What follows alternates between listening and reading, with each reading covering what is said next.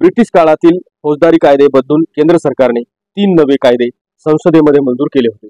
मागच्या हिवाळी अधिवेशनामध्ये सुधारित 3ही कायद्यांना लोकसभा आणि राज्यसभेने मंजुरी दिली होती। तसेच 25 डिसेंबर 2023 रोजी राष्ट्रपती द्रौपदी मुर्मू यांनी या कायद्याला संमती दिली होती। 3 कायद्यांना 1 जुलै 2024 रोजीपासून लागू करण्यात येणार आहे असे नोटिफिकेशन गॅझेटमध्ये जारी केले होते। त्याच नोटिफिकेशन प्रमाणे आजपासून संपूर्ण देशामध्ये नवीन कायद्याची अंमलबजावणी केली जाणार आहे। नमस्कार, मी ॲडव्होकेट माधव कायदा व्हिजन मध्ये आपल्या सर्वांचे मनपूर्वक स्वागत करतो। नवीन फौजदारी कायदे कोणकोणते, जुने कोणते, नवीन कायद्याची गरज काय होती, BNS, BNSS आणि BSA या नवीन 3 कायद्यात नेमके ठळक काय बदल झाले आहेत, नवीन कायद्याचे फायदे काय आहेत, नवीन कायद्याबाबतीत सर्वसामान्य जनतेच्या मनातील शंका कुशंकेच्या निरसनासहित सविस्तर सोप्या भाषेत व्हिडिओ याआधी आपण बनवलेला आहे। त्याची लिंक मी व्हिडिओच्या डिस्क्रिप्शन मध्ये दिलेली आहे। या व्हिडिओमध्ये पहिल्या बनवलेल्या व्हिडिओला स्पर्श करून अंमलबजावणी विरोधात सर्वोच्च न्यायालयातही याचिका दाखल झाली आहे। नेमकी काय आहे वस्तुस्थिती, अंमलबजावणीत काही अडथळे आहेत का, याचा हा आढावा थोडक्यात आपण विश्लेषण स्वरूपाने करणार आहोत। चला तर मग सुरू करूया। ब्रिटिश राजवटीतील भारतीय दंड संहिता, इंडियन पिनल कोड, फौजदारी प्रक्रिया संहिता, क्रिमिनल प्रोसिजर कोड आणि पुरावा कायदा एव्हिडन्स ऍक्ट हे कायदे आता 1 जुलै पासून म्हणजेच आजपासून भारतीय न्याय संहिता, भारतीय नागरिक सुरक्षा संहिता आणि भारतीय साक्ष अधिनियम 2023 असे ओळखले जाणार आहेत। नव्या फौजदारी कायद्यात काही नव्या कलमाचा समावेश झाला आहे, तर काही कलमे वगळण्यात आली आहेत। काळानुरूप आवश्यक बदल त्या कायद्यान्वये करण्यात आले आहेत असा केंद्र सरकारचा युक्तिवाद आहे। मात्र ब्रिटिशकालीन कायद्यापेक्षा काही कायदे कडक केले आहेत असा टीकेचा सूर विरोधी पक्षांनी लावला आहे।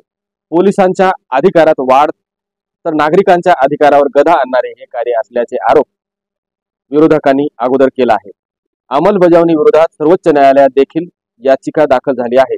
नेमकी काय आहे वस्तुस्थिती, अंमलबजावणीमध्ये काय अडथळे आहेत, त्याचाच हा आढावा या व्हिडिओमधून आपण थोडक्यात घेणार आहोत। आता हे 3 कायदे नव्याने बनवण्याची गरज का भासली?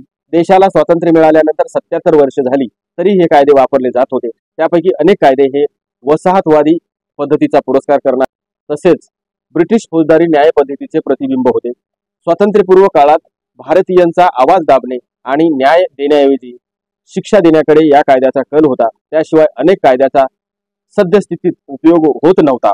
नरेंद्र मोदी सरकारने 2020 मध्ये कायदे बदलण्याची प्रक्रिया सुरू केली होती। दिल्लीतील नॅशनल लॉ युनिव्हर्सिटीचे माजी कुलगुरू प्राध्यापक डॉक्टर रणबीर सिंग यांच्या अध्यक्षतेखाली फौजदारी कायदा सुधारणा समिती स्थापन करण्यात आली। या समितीने या कायद्याचे भारतीय न्याय संहिता, भारतीय सुरक्षा संहिता आणि भारतीय साक्ष अधिनियम असे नामकरण केले। साक्ष अधिनियम वगळता उर्वरित दोन्ही फौजदारी कायद्यातील कलमात कमालीचे बदल करण्यात आले आहेत। या कायद्यात बदल आवश्यक होता हे इथपर्यंत ठीक होते, परंतु 146 खासदारांच्या निलंबनाच्या काळात घाईघाईने हे कायदे मंजूर करून घेण्यात आले। केंद्र सरकारने स्वतःच आपल्या भोवती संशयाचे जाळे निर्माण केले। आता नेमके बदल काय झाले यामध्ये? तर भारतीय दंड संहितेत 23 प्रकरणे आणि 511 कलमे होती, तर नव्या भारतीय न्याय संहितेत 20 प्रकरणे आणि 358 कलमे आहेत। यात 31 नव्या कलमाचा समावेश असून 19 कलमे वगळण्यात आली होती। 6 प्रकारच्या गुन्ह्यात शिक्षेच्या स्वरूपात सामाजिक सेवा करण्यासाठी पहिल्यांदाच तरतूद करण्यात आली आहे। 41 गुन्ह्याच्या शिक्षेत वाढ करण्यात आली आहे। 82 गुन्ह्यातील दंडात्मक रकमेत वाढ करण्यात आली आहे। महिला आणि बालके यांच्या संदर्भातील गुन्हे असे नवे प्रकरण नव्या संहितेत समाविष्ट करण्यात आले आहेत।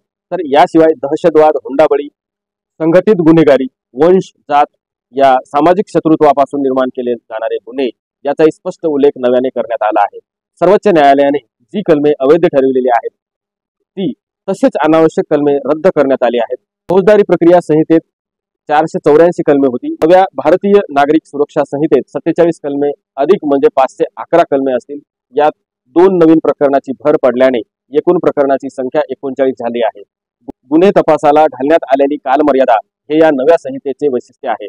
याशिवाय दूरसंवादासारख्या ऑडिओ व्हिडिओ तंत्रज्ञानाचा उल्लेख यात केलेला आढळतो। भारतीय साक्ष अधिनियम यामध्ये विद्यमान पुरावा कायद्यातील 167 ऐवजी 170 कलमे घातली आहेत। यापैकी 14 तरतुदीत सुधारणा करण्यात आली आहे। नेमकं ह्या कायद्यातून नवं काय मिळालं? तर बघा, तर कुठल्याही प्रकारच्या गुन्ह्यात मदत करणाऱ्यांचे परदेशात वास्तव्य असले तर तो कायद्याच्या कचाट्यात सापडत नव्हता। आता या नव्या संहितेनुसार तोही गुन्हेगार ठरेल। दंड संहितेत नसलेला तृतीयपंथीचाही उल्लेख आता करण्यात आलेला आहे। सामाजिक सेवा हा शिक्षेचा नवा फंडा अंतर्भूत करण्यात आला असला तरीही त्याबद्दल संदिग्धता आढळते। महिला आणि बालकाविरुद्ध दंड संहितेत विखुरलेली कलमे नव्या संहितेमध्ये एकत्र करण्यात आली आहेत। संघटित गुन्हेगारीबाबत स्पष्ट उल्लेख तसेच क्षुल्लक प्रकारचे गुन्हे हे किरकोळ संघटित गुन्हेगारी या कलमाखाली आणून 1 ते 7 वर्षाची शिक्षा निश्चित करण्यात आलेली आहे। दहशतवादी कृत्याबद्दल नवे कलम अंतर्भूत करण्यात आले आहेत। सरकारी कर्मचाऱ्यावर दबाव आणण्यासाठी आत्महत्याचा प्रयत्न केल्यास तो आता गुन्हा ठरणार आहे। गंभीर दुखापतीसाठी आता 10 वर्षाची वा मरेपर्यंत जन्मठेपेची सजा तसेच दरोडा, चोरी तसेच धार्मिक स्थळ चोरी, दरोडा आदी गुन्ह्यात शिक्षा वाढवण्यात आली आहे। असे कितीतरी बदल या कायद्यात आढळतात। या कायद्यासाठी नेमका विरोध का दिसतो? या नव्या फौजदारी कायद्याची अंमलबजावणी करण्यात येऊ नये यासाठी सर्वोच्च न्यायालयात याचिका दाखल करण्यात आली आहे। हे कायदे संसदेत मंजूर झाले तेव्हा 146 खासदार निलंबित करण्यात आले होते। त्यामुळे या कायद्यावर आवश्यक ती चर्चा संसदेत होऊ शकली नव्हती। याबाबत तज्ज्ञ समिती नेमण्यात यावी अशी मागणी याचिकाकर्त्या वकिलांनी केली आहे। तामिळनाडू व पश्चिम बंगालमधील ज्या खासदारांनी या नव्या कायद्यातील त्रुटीवर बोट ठेवले होते त्यांनाच निलंबित करण्यात आले होते।